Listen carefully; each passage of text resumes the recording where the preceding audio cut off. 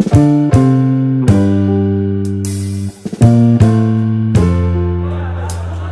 दोस्तों, अभी मैं हूं विंध्याचल में और विंध्याचल एक धार्मिक स्थल है और यहाँ पर विंध्यवासिनी देवी का मंदिर है। पीछे आप देख सकते हैं यहाँ पर एक गेट है, गेट नंबर 1।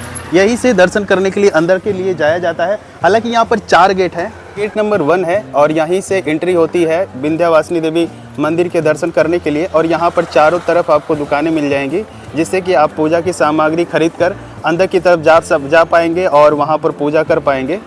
दोस्तों, इस वीडियो में जानेंगे कि विंध्याचल में कितने मंदिर हैं और त्रिकोण परिक्रमा कैसे की जाती है और एक मंदिर दूसरे मंदिर से कितनी दूरी पर है। इस वीडियो में हम पूरी जानकारी देने वाले हैं, बने रहिए इस वीडियो में अंत तक। ये जो सामने आपको कॉरिडोर दिख रहा है ना, इसी से चलते हुए हम नदी का व्यू देख पाएंगे बहुत ही बेहतरीन तरीके का। तो चलिए अभी आगे की तरफ मैं बढ़ रहा हूँ और कॉरिडोर आपको दिखाने की कोशिश कर रहा हूँ। देखिए किनारे किनारे दुकानें भी हैं जिससे ये कॉरिडोर काफ़ी बेहतरीन तरीके से बनाया गया है। हालांकि जब ये नवरात्र के समय में जब सजा दिया जाता होगा ना तो काफ़ी बढ़िया ये दिख रहा होगा और यहाँ पर चिल्लाने वाले कोई कमी नहीं है। और फिलहाल मैं इसी कॉरिडोर से नीचे की तरफ जा रहा हूँ। ये गेट नंबर 4 है और गेट नंबर 4 से हम नीचे की तरफ जा रहे हैं और एक्चुअली में पक्का घाट है। यहाँ पर देखिए पक्का घाट लिखा हुआ है। तो इस कॉरिडोर से होते हुए जब नीचे की तरफ जाएंगे तो सामने ही हमें नदी का जो नज़ारा दिखाई देगा ना, काफ़ी बढ़िया तरीके का दिखाई देगा। चलिए मैं दिखाता हूँ आपको, धीरे धीरे चलते रहिए। देखिए फल बेच रहा है बेचारा। इस साइड देखिए पानी भरने के लिए बोतलें रखी हुई है।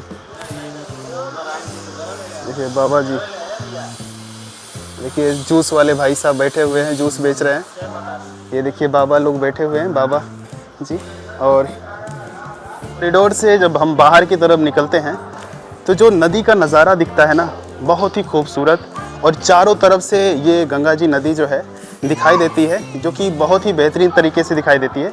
यहाँ पर देखिए मुंडन का भी कार्यक्रम किया जाता है। बाबा लोग यहाँ पर बैठे हुए हैं, बच्चों का मुंडन करते हैं तो यहाँ पर देखिए बाल नीचे है तो उठा कर रख रहे हैं। बाकी देखिए यहाँ से जो नदी का व्यू है काफ़ी बेहतरीन तरीके का दिखाई दे रहा है। मैं आपको आगे की तरफ लेके चलता हूँ थोड़ा, तो काफ़ी बढ़िया तरीके से आप देख पाएंगे, रिलेट कर पाएंगे।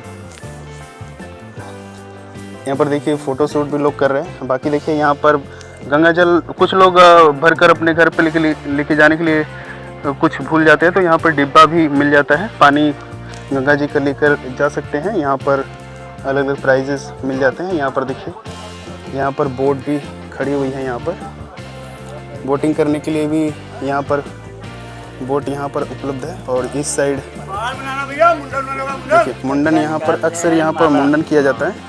ये रफ्तार भी काफ़ी तेज़ है इस नदी का। अच्छा, संतोष पैकर। चारों तरफ से कॉरिडोर बना हुआ है और बीच में मंदिर है। कॉरिडोर यानी गलियारे से अंदर बाहर आ जा सकते हैं। मंदिर के कॉरिडोर में जाने के 4 रास्ते हैं, गेट नंबर 1, गेट नंबर 2 और gate number 3, gate number 4। Gate number 4 जो है पक्का घाट के नाम से जाना जाता है, जो कि नदी के व्यू को दिखाने के लिए रास्ता बना हुआ है। यहाँ पर बीच में मंदिर है और चारों तरफ से रास्ते हैं आने जाने के लिए।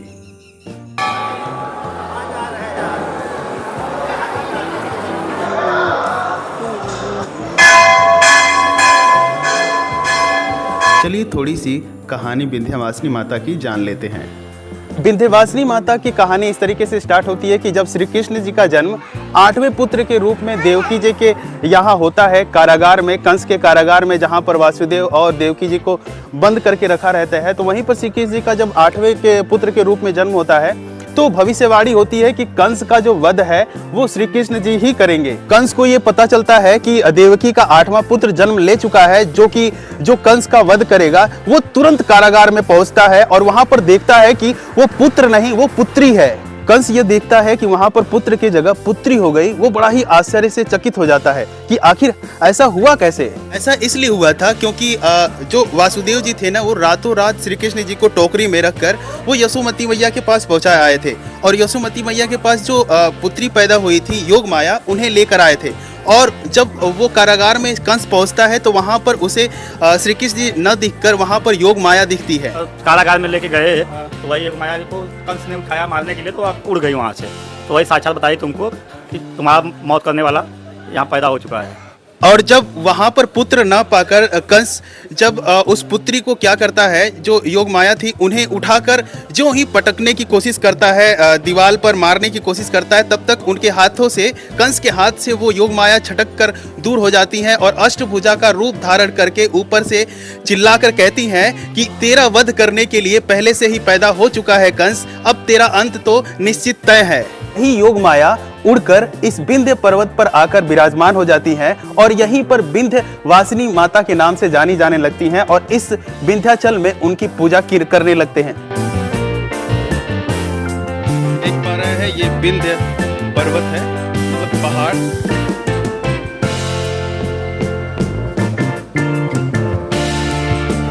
दुकानें हैं, लोग दर्शन करने के लिए अंदर की तरफ जा भी रहे हैं। ये मंदिर है,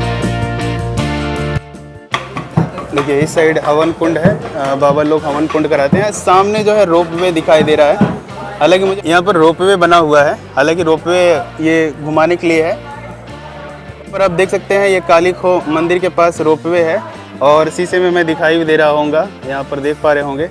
और इस साइड देख सकते हैं काफ़ी नज़ारा है और यहीं से मेरे हिसाब से पूरी यात्रा कराते हैं लोग। लगभग किराया 50 रुपये लिखा है इन्होंने, हो सकता है कि ज़्यादा या कम हो, क्योंकि अलग अलग रेट इनका अलग अलग टाइम के हिसाब से होता है। अभी मैं कुछ कह नहीं सकता, हालांकि बोर्ड पे जो लिखा था वो 50 रुपये ही लिखे थे, तो मैं 50 रुपये के हिसाब से बता रहा हूँ कि यहाँ पर हो सकता है कि किराया ऊपर नीचे हो। बाकी 50 रुपये से स्टार्टिंग है इस रोप वे में आपको घुमाने के लिए। हालांकि अभी तो शांत माहौल दिख रहा है, यहाँ पर कोई यात्री नहीं है, अकेले मैं ही दिखाई दे रहा हूँ।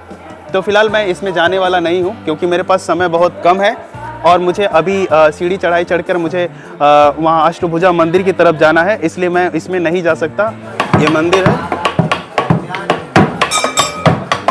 वैसे विंध्याचल में 3 मंदिर है, विंध्यवासिनी देवी मंदिर, अष्टभुजा देवी मंदिर, काली खो मंदिर। इन तीनों की अलग अलग विशेषताएं हैं, अलग अलग इतिहास है, अलग अलग कहानियां हैं। विंध्यवासिनी माता के बारे में जितनी भी मान्यताएं थी, जो भी कहानी थी, मैंने आपको बताया। मार्कंडेय पुराण के अनुसार बताया जाता है कि काली माता जो है उन्होंने महिषासुर का वध किया था और उसके बाद काली खो गुफा में जाकर वो समाहित हो गई। इसीलिए यहाँ पर काली खो जो गुफा है, मैंने आपको दिखाया, आगे काली खो गुफा थी और उसके बाद मंदिर था। विंध्याचल से मैं अभी चलकर आया था काली खो मंदिर तक, तो 2.5 किलोमीटर था। अब यहाँ से सीढ़ियाँ जो है 127 सीढ़ी चढ़कर मुझे अष्टभुजा मंदिर जाना है। लगभग 2.5 किलोमीटर यहाँ से भी है, तो मैं अभी पैदल ही रास्ता तय करने वाला हूँ। यहाँ पर आप देख सकते हैं 127 सीढ़ी है और इन्हीं को चढ़कर ही मैं अष्टभुजा मंदिर तक पहुँचूँगा। और बताते हैं कि 127 सीढ़ी चढ़ने के बाद थोड़ा रास्ता है आगे चल के, फिर लगभग आधा घंटा या 1 घंटा मुझे लग जाएगा चलते हुए। तो मैं सीढ़ी से ही चल रहा हूँ कि बशर्ते यहाँ पर मेरे अलावा कोई भी नहीं है, क्योंकि यहाँ पर पूरा एकदम खाली है। चारों तरफ से देख पा रहे होंगे। यहाँ पर देखिए, पता है ये ईंट जो है ना, ईंट को एक के ऊपर एक इसलिए रखा जाता है ताकि अपना घर बन सके। मतलब यहाँ पर लोग घर बना के जाते हैं तो ये मान्यता है कि अगर हम पत्थर पे पत्थर रख के ऐसा घर बना देंगे ना, तो अपना भी घर 3-4 महले का बन जाएगा। सारे लोगों ने घर बनाया है पत्थर से। यहाँ पर देख सकते हैं मनसा देवी मंदिर लिखा हुआ है, छोटा सा मंदिर है। और जो सीढ़ियाँ हैं यहाँ से कट हो गई हैं। कट होने के बाद यहाँ पर देख सकते हैं, यहाँ पे देखिए मेरा नाम लिखा है। क्या लिखा है? संतोष योगी पता नहीं क्या आगे लिखा है, मैं पढ़ नहीं सकता। कुछ लोग होते हैं बहुत बुद्धिजीवी, वही इन सब कारनामों को करते हैं।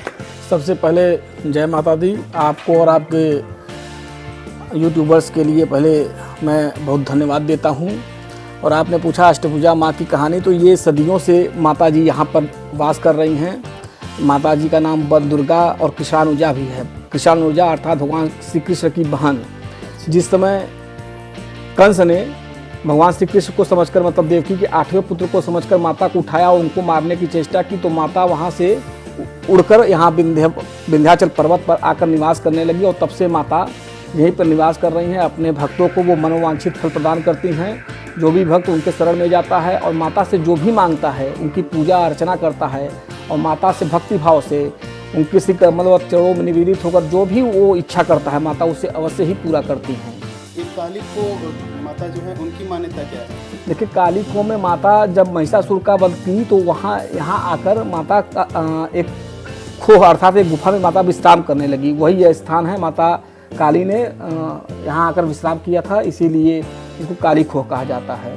देखिए विंध्याचल में 3 शक्तियाँ हैं। माता विंध्याचल वो धन की देवी हैं, इच्छा की देवी हैं। उसके बाद माता काली का दर्शन, यहाँ जो भी माता विंध्यवासिनी का दर्शन करता है वो त्रिकोण का दर्शन करता है। त्रिकोण अर्थात तीनों कोणों के पर स्थित माता आदिशक्ति का शक्ति है। पहला माता विंध्यवासिनी का दर्शन कर काली को लोग भक्त लोग आते हैं, माता काली का दर्शन करते हैं। उसके बाद फिर पीछे सीढ़ियों से होते हुए माता अष्टभुजा के धाम में जाकर माता अष्टभुजा का दर्शन करते हैं। तो यहाँ पे विंध्यवासिनी क्षेत्र में तीनों कोणों पे स्थित मंदिर का दर्शन करना अति अनिवार्य है। और जो भी भक्त त्रिकोण करता है माता उसकी मनोवांछित फल को अवश्य पूर्ण करती है। अच्छा, इसी तीनों मंदिरों को जो परिक्रमा पूरी कर लेते हैं, परिक्रमा माता विंध्यवासिनी के दर्शन करके माता काली को का दर्शन करने के उपरांत माता अष्टभुजा करने के उपरांत फिर जाकर माता विंध्यवासिनी का दर्शन करना होता है, तभी त्रिकोण मिलता है। जैसे 3 बिंदु है, पहले बिंदु से आप चले माता काली के यहाँ आए, माता काली के बाद फिर माता अष्टभुजा के यहाँ गए, अष्टभुजा का दर्शन किए, फिर जाकर आप जब माता का विंध्यवासिनी का दर्शन करेंगे तो ये त्रिकोण हो जाएगा। 3 कोण, 1 2 3, हाँ मिल जाएगा। तो इसी को त्रिकोण परिक्रमा कहते हैं। परिक्रमा क्षेत्र में भी और भी स्थान है, जैसे रामेश्वर महादेव, भगवान श्री रामचंद्र जी ने श्री रामेश्वर महादेव जी का निर्माण करवाया था, वहाँ पे स्थापित किया था भगवान श्री रामेश्वर को। उनका दर्शन करने के उपरांत माता तारा है, रामेश्वर घाट पर माता तारा का दर्शन किया जाता है। माता तारा का दर्शन करने के उपरांत फिर जाकर माता विंध्यवासिनी का दर्शन किया जाता है। तो ये त्रिकोण क्षेत्र में आते हैं। बहुत बहुत धन्यवाद जानकारी के लिए। बहुत धन्यवाद। मैं आशुतोष कुमार श्रीवास्तव। और देखिए माँ अष्टभुजा धाम का पर्यटन स्थल है, मतलब यहाँ पर गेट बना हुआ है और इस साइड ये गेट बना हुआ है जिस पर लिखा हुआ है मोतिया तालाब, गेरुआ तालाब, अष्टभुजा देवी मंदिर, UPPCL 2116 मिर्ज़ापुर। एक्चुअली ये मैप बना रखा है जिस डायरेक्शन में जो चीज़ें हैं, मोतिया तालाब और गेरुआ तालाब और अष्टभुजा देवी मंदिर। फिलहाल मेरे पास अभी समय बहुत कम है, इसलिए बस मैं अष्टभुजा मंदिर जा रहा हूँ। तो इस गेट के अंदर मैं इंटर कर चुका हूँ। अभी फ़िलहाल चारों तरफ बागान दिखाई दे रहा है। हालांकि अभी मंदिर जो है 1 किलोमीटर यहाँ से दिखाई दे रहा है। अभी देखते हैं चलकर कितना दूरी पर है। फटाफट से चलते हैं क्योंकि लगभग शाम होने वाली है और मुझे जल्दी से जल्दी निकलना होगा, नहीं तो लगभग काफ़ी ज़्यादा अंधेरा हो जाएगा यहाँ से निकलने में, बनारस पहुँचने में। ये विंध्याचल का जो खूबसूरत नज़ारा आप देख पा रहे हैं ना, ये अष्टभुजा मंदिर के ऊपर से देखने पर ये नज़ारा दिखाई दे रहा है।